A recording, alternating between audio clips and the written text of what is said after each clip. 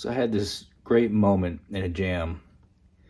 We were coming out of a song that was kind of like a rock song in C minor. And then we went into this type 2 jam, just C minor type of jam. And a lot of the times in our jams, we'll transpose keys, or somebody will play a melody and then the other person tries to play that same melody and kind of work off of it.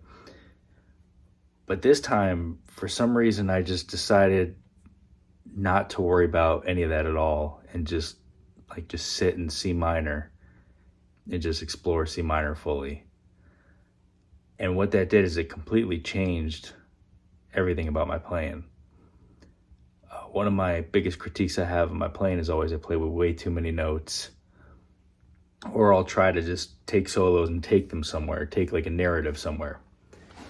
But when I decided just to stay in C minor, it allowed me to take space and listen and then play guitar to also not just go somewhere or do something. It was playing guitar to complement the bass line or to add texture for the keys or to accentuate some of the drums.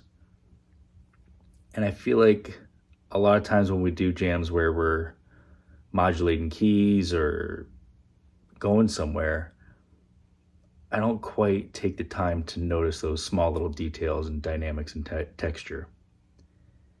And then I read this great thing on Jane Goodall, the famous primatologist, and she changed science not by doing anything fancy or coming up with anything new. She just had an unbelievable attention and sustained observation. People used to go look at chimpanzees and they would go in there with their beliefs and they would go get in and get out and do these quick observations with something they were looking for. And then once they got it, they moved on. Whereas Jane Goodall just sat there for years, just observing those chimpanzees with an open mind. And it's not like I've never heard of Jane Goodall before, but after having that experience in the jam and then reading about her at that specific time, kind of really opened my mind to what she was doing. It wasn't anything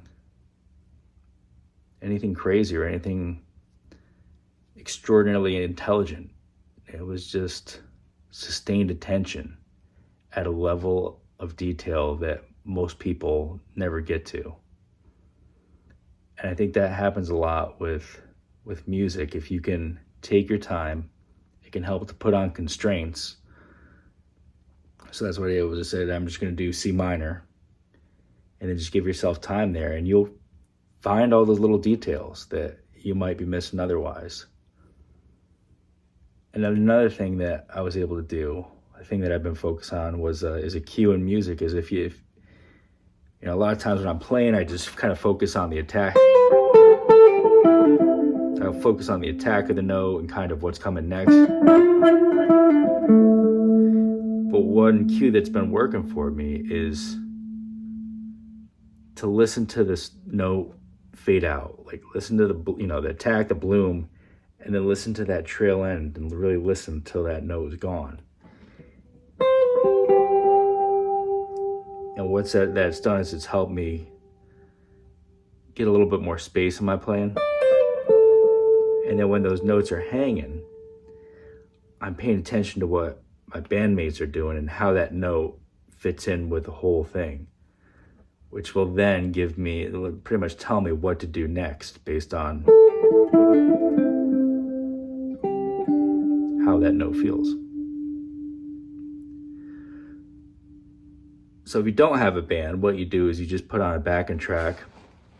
You could do a modal jam, and if you wanted to do like the C Ionian, or if you just want to say C major, you just put on a backing track and play for like 20 minutes. Just say, I'm just going to play the C major scale for 20 minutes or different chords, and you'll come up with all sorts of new stuff. It works a little better in a band because when you take that approach, you start seeing your band differently as well. Instead of seeing it like, oh, where were you going together, or what note are you playing that I'm going to next play?